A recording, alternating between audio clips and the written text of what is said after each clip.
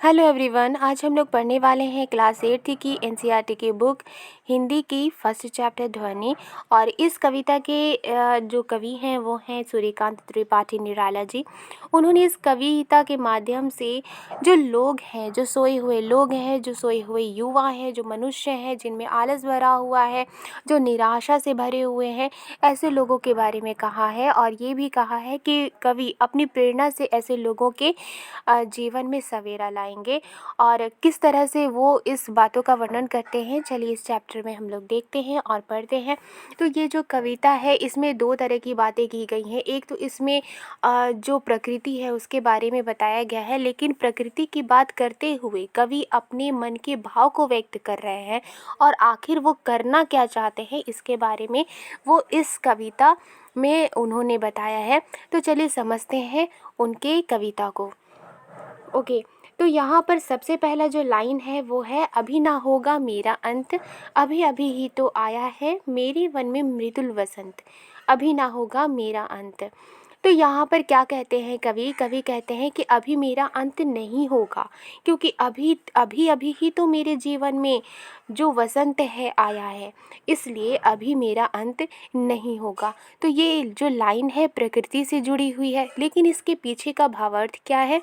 इसके पीछे लाइन इस कवि ये जो कविता है इस लाइन के पीछे जो कवि है वो कहना चाहते हैं कि अभी उनका अंत नहीं होगा, क्योंकि उनके जीवन में बसंत रूपी यौवन अभी अभी ही आया है ना। जिस तरह से वसंत होती है, जब वसंत आती है तो चारों तरफ कलियां खिल जाती हैं, मौसम में बहार आ जाती है, राइट।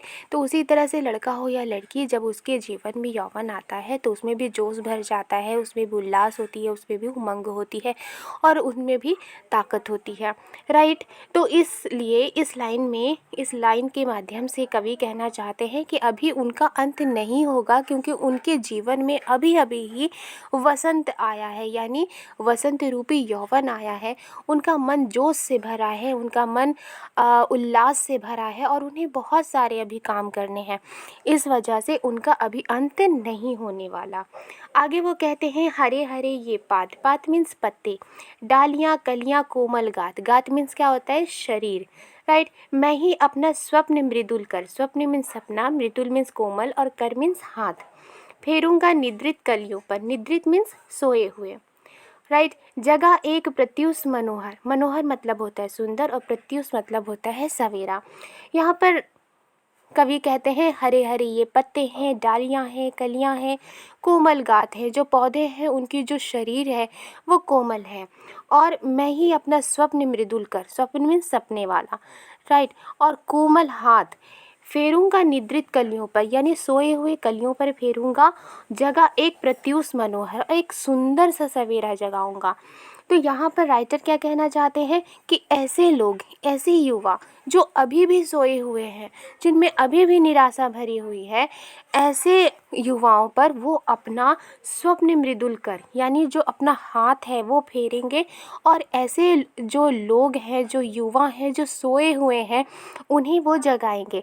जिस तरह से एक सूरज के आने से चारों तरफ कलियां चटक जाती हैं, जो कलियां खिल जाती हैं वो फूल में परिवर्तित हो जाती है, ठीक उसी तरह से जो कवि है उनमें अभी अभी यौवन आया है, उनमें प्रेरणा है। तो जो कवि है वो अपनी प्रेरणा रूपी सूरज से, राइट, उनकी जो प्रेरणा क्या है, एक सूरज की भांति है। तो वो अपने जो प्रेरणा रूपी सूरज से वो सभी कलियों पर, यानी निद्रित कलियों पर, यानी सोए हुए युवाओं पर वो अपना हाथ फेरेंगे, राइट। वो अपने प्रेरणा के जरिए उन जो युवा हैं उनको जगाएंगे और एक खूबसूरत सा, एक सुंदर सा जो सवेरा है उनके जीवन में लाएंगे। ओके ओके, तो आगे राइटर क्या कह रहे हैं, पुष्प पुष्प से तंद्रालस लालसा खींच लूँगा मैं। तंद्रालस का मतलब होता है जो नींद में जो आलस होती है, और लालसा मीन्स होती है लालच। अपने नवजीवन का अमृत शहर से सींच दूंगा मैं।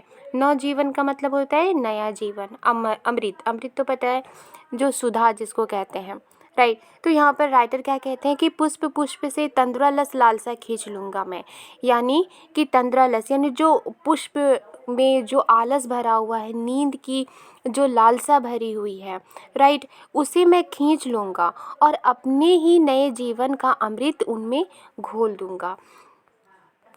यानी कि इन पंक्तियों के माध्यम से कवि कहना चाहते हैं कि जो उनमें जो वसंत है, जो यौवन है, उनको एक उम्मीद बनाकर सोए हुए फूलों, यानी जो उदास लोग हैं जिनमें आलस और उदासी भरी हुई है, उनके आलस और उदासी को वो बाहर निकाल लेंगे, राइट, और उनको वो नया जीवन देंगे। इसलिए उन्होंने ये कहा है कि वो हर पुष्प से आलस और उदासी को खींचकर उनमें राइटर अपने नए जीवन का अमृत जो है उनमें घोल देंगे, राइट। आगे राइटर कहते हैं, द्वार दिखा दूंगा फिर उनको, है मेरे वे जहाँ अनंत, अभी ना होगा मेरा अंत। तो इस पंक्तियों के माध्यम से कवि कहना चाहते हैं कि कवि उन सभी लोगों के लोग जो निराश हैं, जो हताश हैं, उनको जीवन जीने की कला वो सिखा देंगे, राइट। और इस वजह से जब वो जीवन जीने की कला सीख लेंगे तो वो कभी उदास नहीं होंगे और हमेशा सुख से अपना जीवन व्यतीत कर पाएंगे। कवि का ये मानना है कि अगर युवा पीढ़ी मेहनत करेगी, परिश्रम करेगी, तो उन्हें उनका मनचाहा जो एम है, जो लक्ष्य है, वो मिलेगा और इस वजह से उनका कभी अंत नहीं होगा। इस तरह कवि कहते हैं कि जब वो थके हारे लोगों और युवा पीढ़ी को नई राह दिखा देंगे, तब उनका अंत होना असंभव है।